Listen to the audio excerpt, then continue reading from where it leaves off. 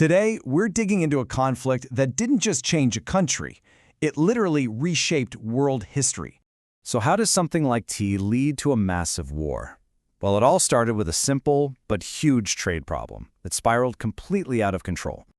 Okay, so in the early 1800s, Great Britain was obsessed with Chinese goods. We're talking tea, silk, porcelain, the whole lot.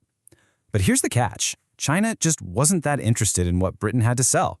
This created a massive trade imbalance, with all of Britain's silver flowing in one direction, to China. To balance the books, British merchants found a new product they could sell to the Chinese market, a very profitable and very dangerous one: opium. It was an addictive drug, grown pretty cheaply in British-controlled India and then smuggled illegally into China. The plan, well, it worked, a little too well. Soon, millions of Chinese citizens were addicted. This wasn't just a public health crisis, which it was. It also completely flipped the trade problem. Now, China's silver was draining out of the country to pay for all that opium. So, the Chinese government, seeing this disaster unfold, tried to shut it down. They banned opium again and again. But the British traders had a big advantage. Their ships were faster and more advanced, letting them easily dodge Chinese officials and keep the illegal business booming. With tensions getting higher and higher, a confrontation was pretty much inevitable. This wasn't just about trade anymore. It was about to explode into a full-blown war. The breaking point came in 1839. A Chinese official, Lin Zexu, decided enough was enough. He seized and destroyed over 20,000 chests of British opium. Britain's response? They declared war. They sent their navy to protect what was, let's be clear, a profitable but very illegal drug trade. Now, you have to understand the massive technology gap here. It was a total mismatch.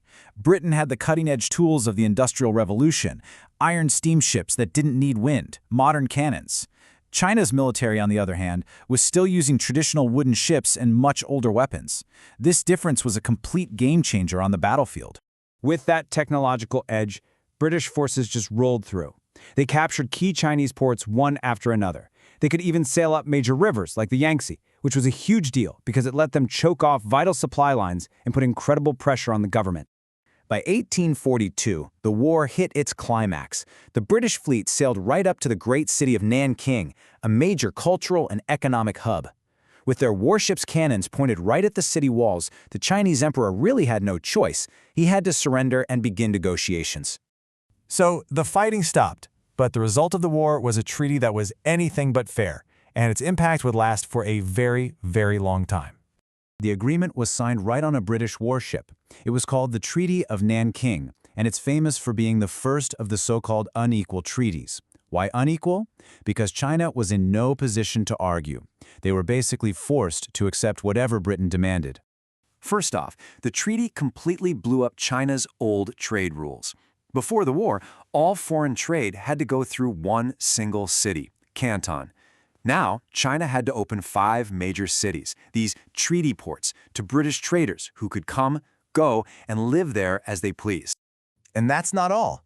China was also forced to give up territory. The island of Hong Kong, a really strategic spot with a great natural harbor, was handed over to Britain. It would stay a British colony for the next 150 years.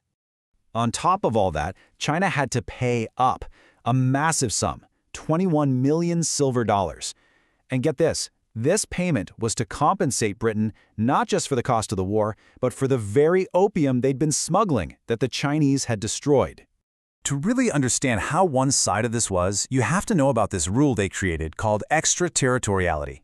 It sounds complicated, but it's simple. It meant that if a British citizen in China committed a crime, they wouldn't be judged by Chinese laws or courts. Nope, they'd be judged by their own officials. It basically put them above the law of the land. The consequences of this war and this treaty sent shockwaves through Chinese society, and those ripples would be felt for generations to come. The treaty did nothing to stop the opium trade. In fact, addiction kept spreading.